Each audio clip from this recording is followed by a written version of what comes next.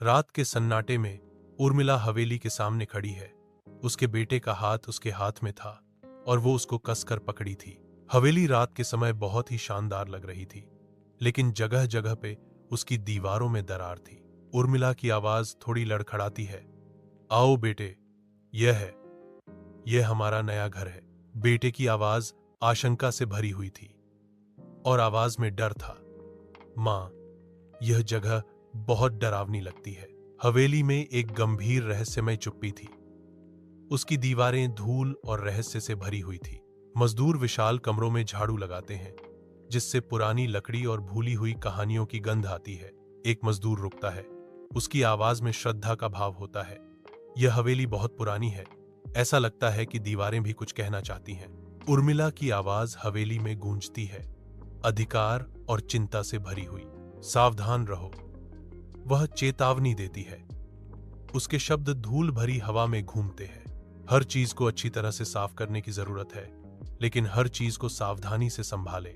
रात के शांत अंधेरे में उर्मिला और उसका बेटा शांति से सो रहे हैं, आने वाली अशांति से अनजान। अचानक जोरदार धमाका सन्नाटे को चीर देता है, जिससे उर्मिला चौंक कर जाग जाती है। वह क्या था? उर्मिला फुसफुसाती है।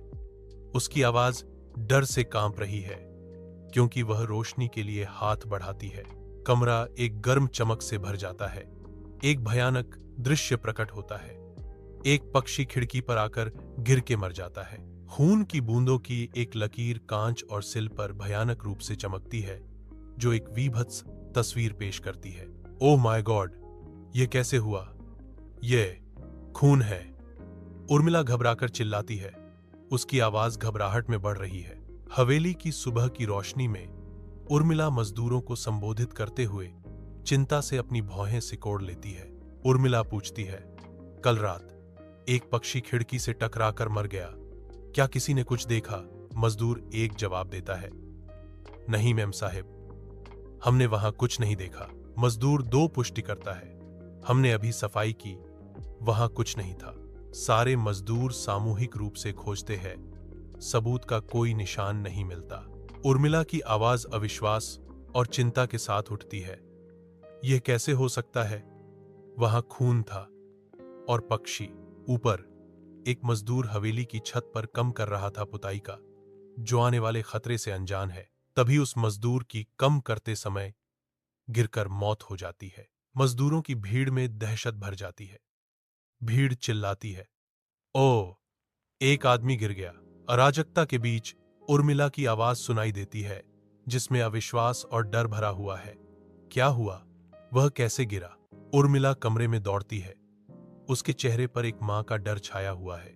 उसका कलेजा मुंह को आ जाता है, क्योंकि वह अपने बेटे को खिड़की के किनारे पर देखती है। नहीं बेटे, तुम क्या कर रहे हो? उर्मिला चिल्लाती है। उसकी आवाज डर से कांप रही है। निराश वह अपने बेटे को पकड़ने के लिए दौड़ती है। उसका बेटा कहता है, मुझे जाना होगा, कोई मुझे नीचे बुला रहा है। उर्मिला जोर लगाकर अपने बेटे को पीछे खींचती है।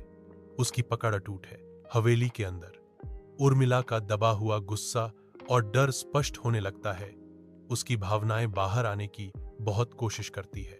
कांपती हुई आवाज में उर्मिला जवाब मांगती है, मुझे बताओ, इस हवेली में क्या है? एक बूढ़ा मजदूर उनके बीच से आता है। उसकी आंखें पीछे की सच्चाई को जानती थी। बूढ़ा मजदूर की आवाज प्राचीन ज्ञान से भरी हुई एक रास्ता सुझाती है। बेटी, अगर तुम सच जानना चाहती हो तो अपने पूर्वजों की कहानी पढ़ो, उत्तर वहां मिलेगा। सरपंच के धुंधले घर में उर्मिला के आने पर परछाइयां नाचती हैं, जो अंदर छिपे रहस्यों की ओर आकर्षित होती हैं। उर्मिला पालथी मारकर बैठती है। एक अकेली आकृति प्राचीन पुस्तक के भंगुर पन्नों में डूबी हुई है। किताब वर्जित और भुला दी गई प्रेम कहानियों के बारे में बात करती है।